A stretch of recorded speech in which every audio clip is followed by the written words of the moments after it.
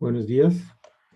Bueno, muchísimas gracias al Hospital Italiano, a HL7 Argentina y a todos los organizadores de las jornadas de informática en salud. Hoy voy a compartirles un poco de los aspectos relacionados con interoperabilidad transnacional, algunos aspectos que hemos venido con algunos equipos de trabajo avanzando en la región. Así que, pues, muy complacido de contar con un espacio en este importante evento para poder dar a conocer qué hemos venido haciendo y un poquito qué proyecciones tenemos hacia el futuro. Un poco, la idea es comentarles eh, qué, qué necesidades existen, por qué hablar de la interoperabilidad transnacional. ¿Qué experiencias han motivado esto? ¿Qué existe? ¿Qué recursos y qué necesidades ya han empezado a- a suplirse? Eh, ¿Qué dentro de nuestra región, qué hemos avanzado? ¿Qué experiencias tenemos? Un poquito hablar de las oportunidades, de los desafíos. Un gran espacio para los nuevos escenarios de colaboración y algo que nos puede ayudar también para resolver las grandes necesidades que se dan hacia adelante con algo que estuvimos encontrando que son los principios FIRE, que seguramente van a aportarnos a darnos algunas luces en estas oportunidades y desafíos de la interoperabilidad transnacional. Bueno, comentarles el porqué de la interoperabilidad transnacional. Eh, este es un caso hipotético, por supuesto, pero que puede reflejar lo que en muchas zonas de frontera se dan en nuestros países. En este caso estamos hablando de Lucía, quien es una vendedora, de alguien que trabaja en comercio, entre ciudades entre Panamá y Costa Rica. Es hipertensa, tiene diabetes, se descompensa y asiste a un centro de salud en Costa Rica.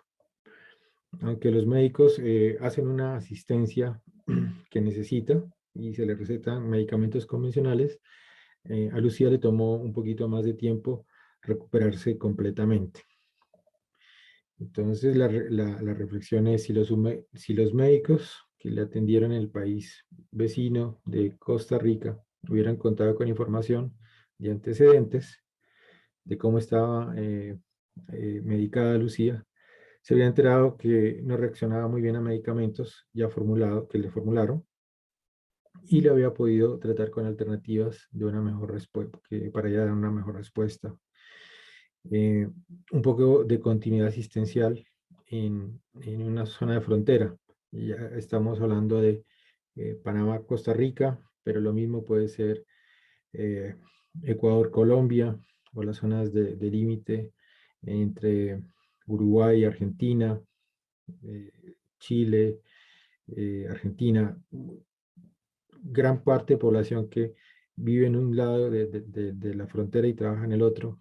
Son unos casos solamente, pero la interoperabilidad transnacional, así como puede acompañar o favorecer con procesos de continuidad asistencial a este tipo de población, eh, puede también darse para otros casos y escenarios. Por ejemplo, eh, eh, quienes viajan dentro de nuestro continente, o por temas de estudio o por temas de trabajo, eh, también por temas de tratamiento, incluso tratamiento estético. Hay países de nuestra zona que se destacan por cierto tipo de intervenciones y especialistas.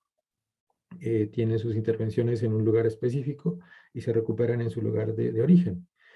Y para estos pacientes sería importante también, de alguna forma, para los procesos de seguimiento, tener información más allá de lo que puede ir con el proceso normal de la atención. También tenemos casos de familias que viajan en los distintos lugares de nuestra región y que por cualquier inconveniente se puede dar una emergencia o una atención de urgencias, y para ellos también pues sería importante que en el lugar de atención se pudiera tener acceso a su información previa de antecedentes, de medicamentos, de alergias, de listas de problemas, etcétera. Un acceso para mejorar la continuidad asistencial del paciente. Entonces, los casos y las necesidades están dadas en muchos, en muchos escenarios que con seguridad van a poder apoyar la continuidad asistencial de esta población que se mueve entre países en nuestra zona en América Latina. Y, y bueno, esto un poco cómo se ha ido abordando en otras zonas, qué ha ido pasando para y tener un contexto internacional de esta, eh, de, de- de- de este tema. Tal vez una de las experiencias como más emblemáticas o inspiradoras ha sido lo que EPSOS empezó a plantear en la década pasada, cuando se hace una prueba, un proyecto para que las aplicaciones de los estados miembros de la Unión Europea pudieran hablar entre ellos, incluso con una dificultad mayor que es la barrera idiomática que puede existir en Europa. Y, y uno de los motivantes más importantes era eh, el procesamiento de las órdenes de farmacia y los resúmenes de pacientes que tengan movilidad entre estos países.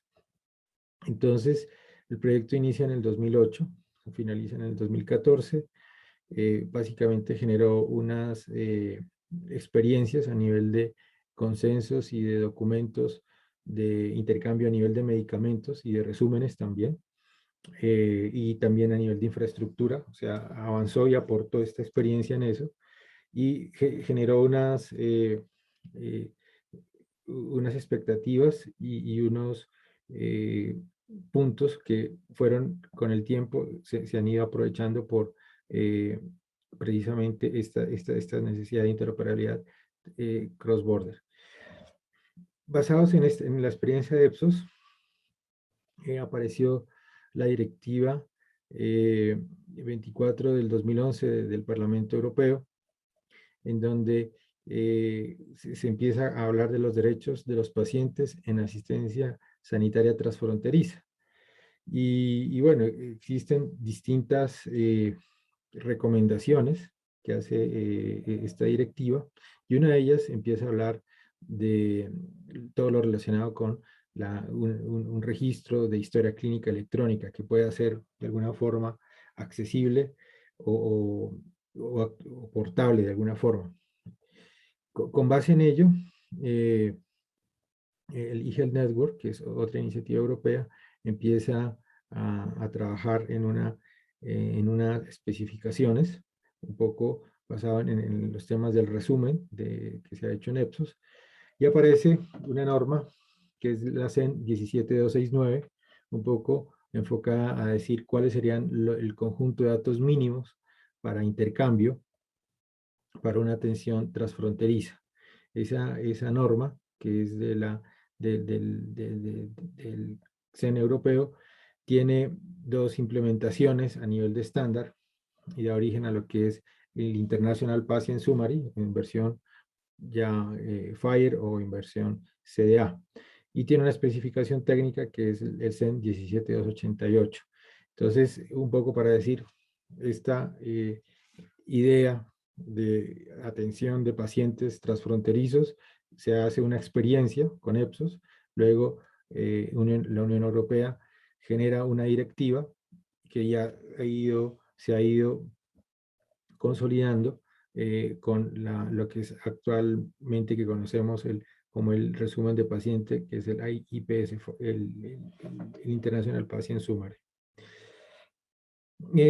Una expectativa también adicional que se empezó a trabajar en su momento fue el Trillium Bridge.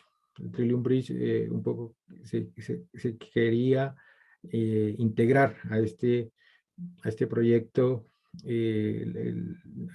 Norteamérica y con algunas de organizaciones, y se plantea el proyecto del Trillium Bridge, básicamente, que es como conectar estos grupos de EPSOS, esta experiencia de EPSOS, con experiencias norteamericanas, y fue una aplicación, un proyecto que generó acuerdos y demás que básicamente aportaban a la consolidación del International Patient Summary. Básicamente son las discusiones con relación a, obviamente, temas tecnológicos, pilotos, pero lo más de los temas complejos que se empezaron a abordar y sobre todo a concretar estaba lo relacionado con las definiciones de un estándar común de intercambio que se consolidó en el International Patient Summary, que hoy lo conocemos como el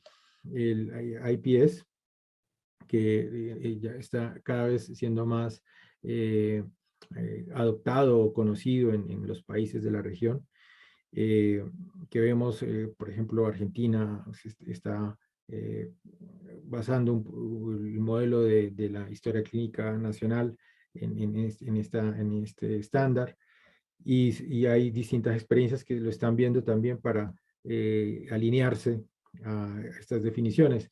Y ciertamente tiene una lógica muy interesante este consenso. Recordemos que se llegó a esto producto de diferentes reuniones, grupos técnicos y demás, en donde se iban identificando, bueno, en un documento internacional o en un resumen para la continuidad asistencial, qué información es importante.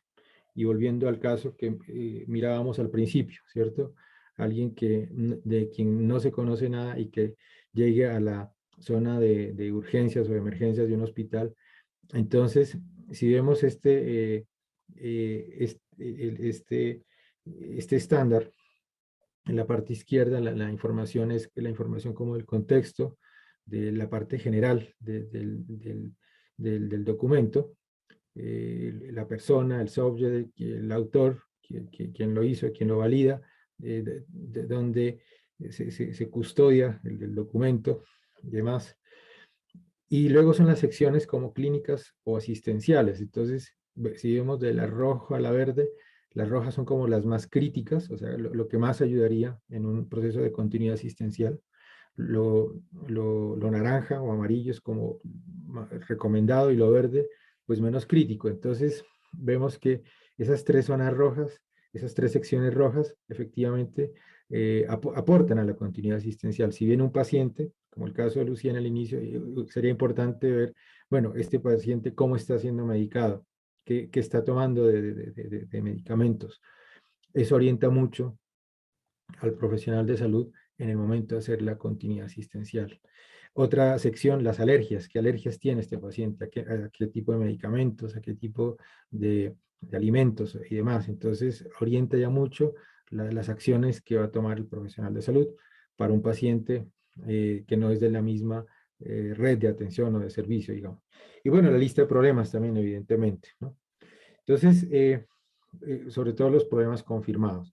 Entonces, existen otras secciones, vacunación, procedimientos y demás, pero entonces este estándar presenta de consenso internacional, realmente orienta a cómo hacer o cómo avanzar en un resumen internacional, y que podría apoyar los procesos de interoperabilidad entre países.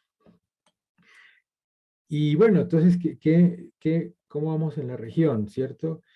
Y una de las primeras preguntas que nos hacen cuando hablábamos de esto, bueno, o sea, para interoperar entre países, los países internamente deberíamos ya tener soluciones. Y si bien efectivamente no tenemos todo el continente interoperando eh, en sus respectivas zonas, que todos sí, sí existen realmente experiencias importantes que nos dan confianza de que en algún momento vamos a estar preparados para que podamos desde nuestros países tener ya infraestructuras locales para que podamos en el posterior a diálogos, consensos y demás, hacer intercambios transnacionales.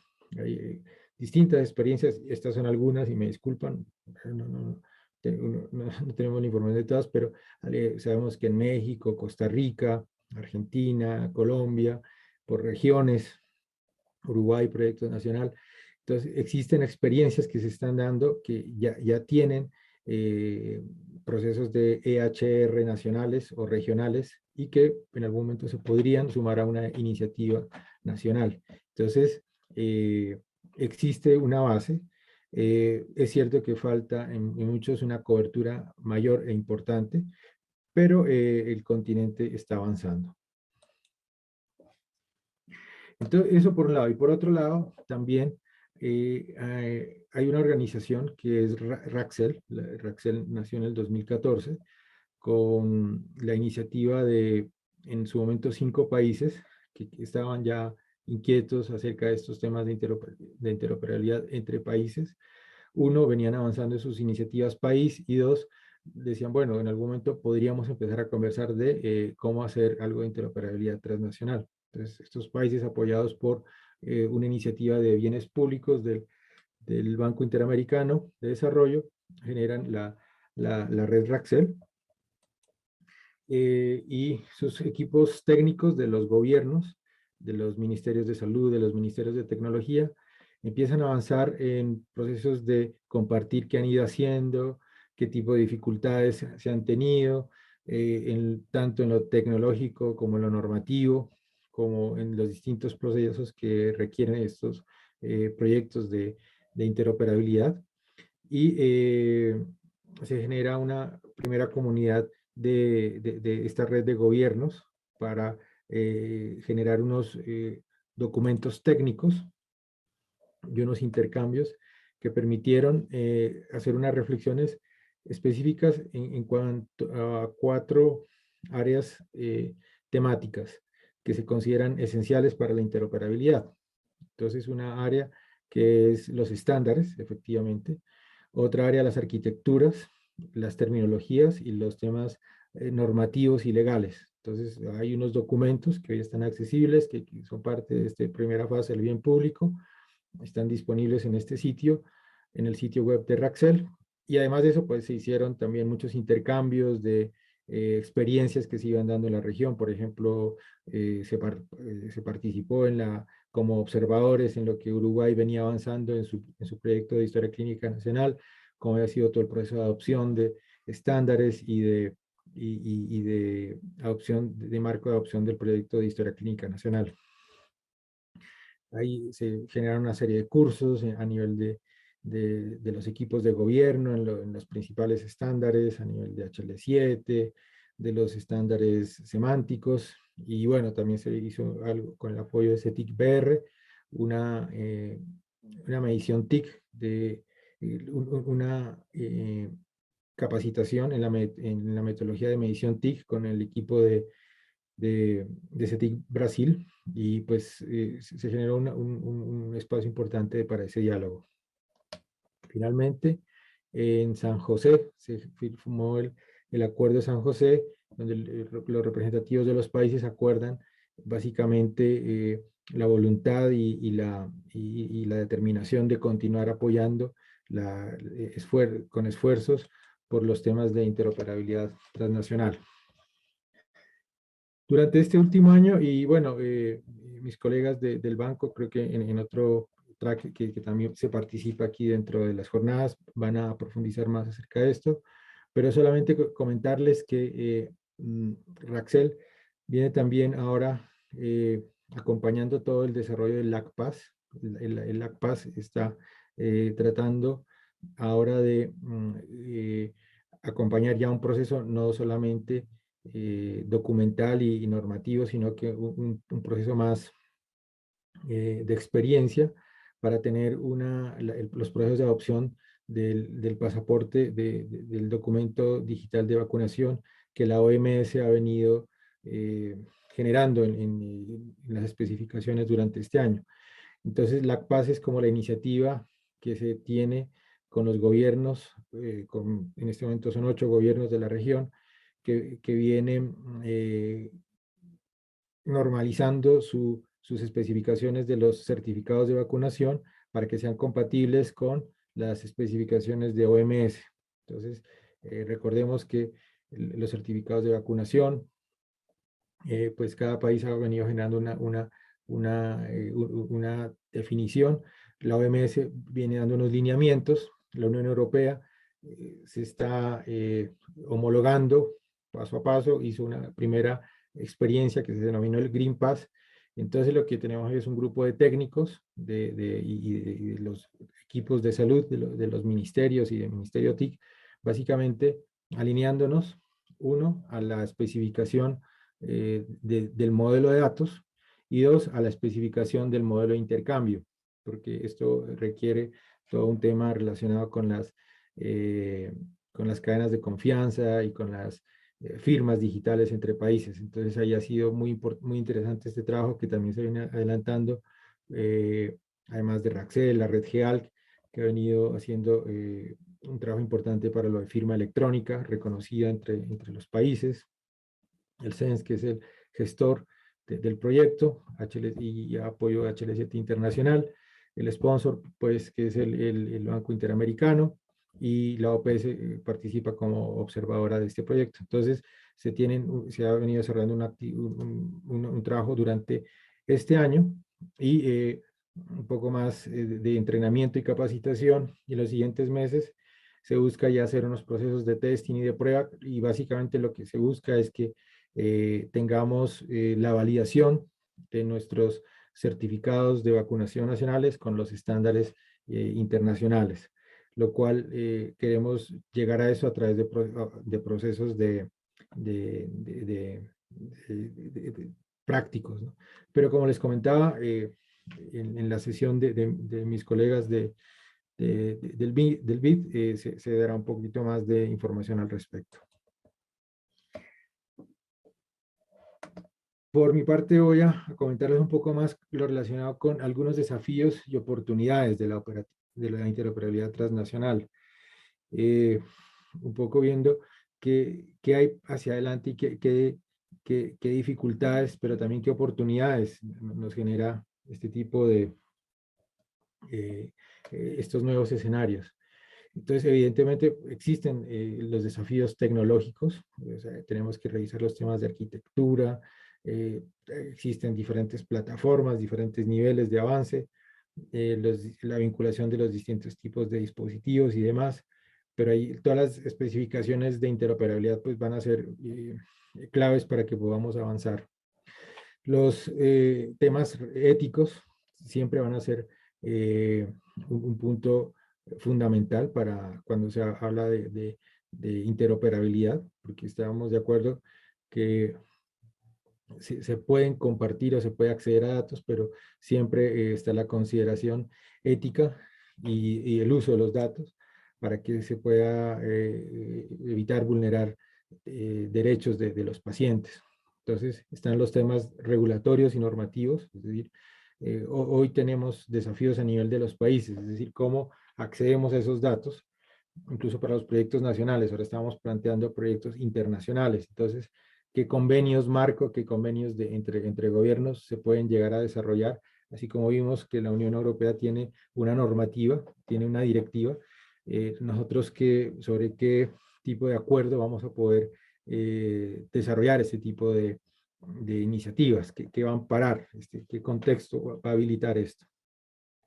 Obviamente hay temas científicos, tenemos cada vez más tipo de información, más tipos de datos, hay información genómica, hay repositorios de imágenes, está todo el advenimiento de inteligencia artificial y demás, que son datos que pueden ser aprovechables, pero que también es necesario tener un fundamento que viabilice su utilización. Y bueno, y todo un desafío con los profesionales y usuarios para que hagan un uso y se sientan, sientan que lo pueden hacer y que sea realmente usable dentro de los contextos de atención actuales y dentro de las organizaciones. Y si bien tenemos una ventaja en el continente en el que la mayor parte de nuestros países pues somos de lengua de habla hispana, tenemos países con lengua diferente, pero aún siendo de lengua hispana tenemos desafíos semánticos, ¿cierto? Y tenemos las necesidades de localizar todos estos estándares internacionales a nuestros propios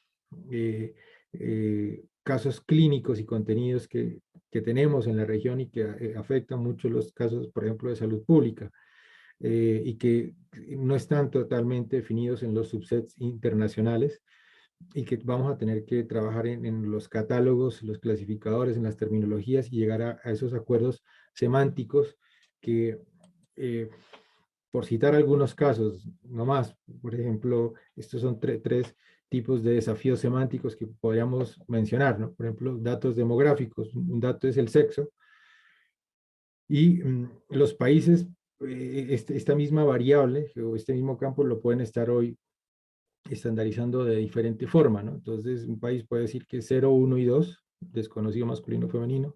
Otro país puede decir M, F, O. Y el otro país 3 puede acogerse, por ejemplo, a las definiciones que dice HL7, ¿ya? Por ejemplo. Entonces, ¿cuál va a ser el estándar que vamos y eso solamente se logra con los consensos? En otros casos, por ejemplo, incluso la forma de denominar las enfermedades o las condiciones, el diagnóstico, la hiperglicemia. Entonces, uno puede decir, para un país puede ser glicemia alta, hiperglucemia o glicemia elevada. Entonces, eh, tenemos las terminologías para eso. Vamos a tener un servidor terminológico regional o hacia dónde vamos a andar, porque parte de eso es un poco la interoperabilidad, si queremos hablar de interoperabilidad semántica también, o incluso a nivel de procedimientos, ¿no? Por los mismos sinónimos que existen en nuestras propias regiones. Eso uno. Y otros desafíos, por ejemplo, los de identificación y particularmente en nuestra región. Hay un estudio que hizo el Banco Mundial y lo cita también el BID, con relación a que en nuestra zona tenemos cerca de 34 millones de personas sin identificación, ¿cierto? Y vemos que uno de los primeros elementos esenciales para la historia clínica pues, es tener un número de identificación. Entonces, pues son parte de los desafíos y las cosas que tenemos que tener en cuenta para plantear estos desafíos de interoperabilidad transnacional. Y ahí es un poco donde vienen los principios FIRE. Es distinto, similar a FIRE, pero son unos principios que nos dan unas líneas que nos pueden ayudar a este tema de necesidad cuando tenemos que publicar algunos y compartir datos. Los principios FIRE vienen de una cumbre del G20 del 2016, donde existe también una declaración para respaldo de estos principios que permitan este tipo de apoyo, sobre todo para uso de los datos en investigación y desarrollo. Entonces, estos principios aplican a lo que son los datos o a cualquier objeto digital, a los metadatos, por ejemplo, el dato paciente, los metadatos, los datos demográficos, información del paciente, ¿ya? Y a la infraestructura. Entonces, los principios FIRE son aplicados a estos recursos que se comparten en los proyectos de investigación y desarrollo. Y por ahí también hay oraciones como esta, tan abierto como sea posible, pero tan necesario, tan cerrado como sea necesario. O sea, la comunidad es consciente de eso, ¿no? Y ese es como uno de los grandes desafíos. Necesitamos compartir, pero necesitamos también saber qué, y cuándo y cómo compartir. Ya no puede ser una... no vamos a leerlos todos en detalle, pero sí mostrar un poco qué tipo de orientación dan estos principios FIRE. O sea, el FIRE viene de la sigla Findable, Accessible, Interoperable y reusables, básicamente.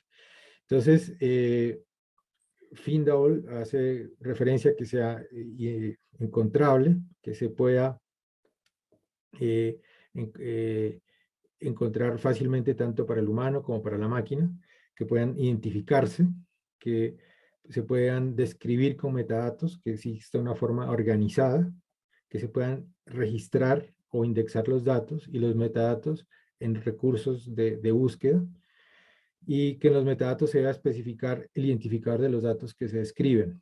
¿Ya? Entonces, esto está escrito en unas guías técnicas, a veces pueden ser un poco amplias, pero orientan mucho a esto de, bueno, cómo avanzamos o por dónde seguimos, ¿cierto? Accesibles, da toda unas líneas también de cuando los datos son encontrados, cómo se puede acceder a ellos, incluyendo autenticación y autorización, o sea, un poco las líneas hacia la seguridad, que los datos sean interoperables, que se puedan integrar, que se puedan interoperar con flujos de trabajo para análisis, almacenamiento y procesamiento. Entonces, y que puedan ser reutilizables, que es uno de los principios fundamentales de los principios FIRE, que es básicamente que se puedan ser útiles y que se pueda construir con la información que así viene siendo generada por desde las fuentes originales. Entonces, considerábamos oportuno también mencionar esto. Son acuerdos que también existen en el ámbito internacional.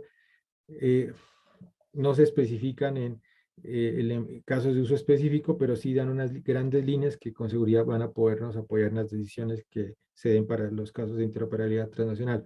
Casualmente, la semana pasada, la doctora Silvia Thun mencionaba estos principios también en una conferencia en cómo Europa venía también generando ahora su camino hacia la interoperabilidad entre los países y cómo estos principios estaban siendo también revisados para que generaran alineamiento en esta construcción.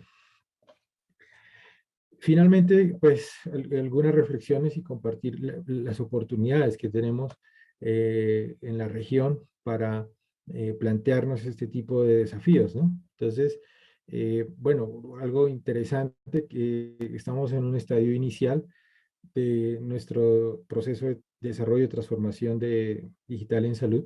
Es decir, estamos en un estadio en el que se pueden empezar a definir algunos elementos que nos van a poder dar lineamiento a lo que vendrá en el futuro.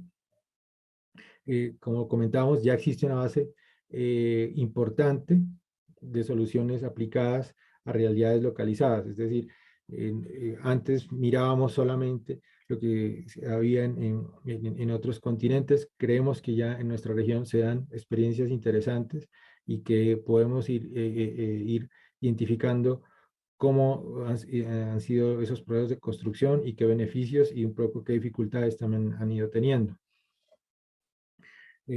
Con este tipo de espacios, pues efectivamente tenemos lecciones aprendidas de otras experiencias, de otras regiones.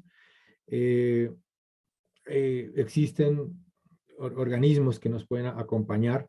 Los gobiernos están interesados también en acompañar este tipo de iniciativas y plantear su resolución de forma estratégica y que sean un mecanismo también que apoye la reducción de la brecha digital en salud de nuestros países.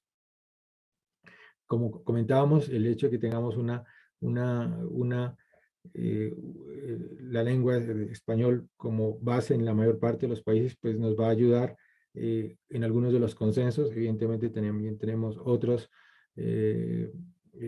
países, está el caso de Brasil, el caso de Surinam y otros que tenemos otro idioma, pero podemos ir generando unas coberturas importantes y sentarnos a conversar con todos.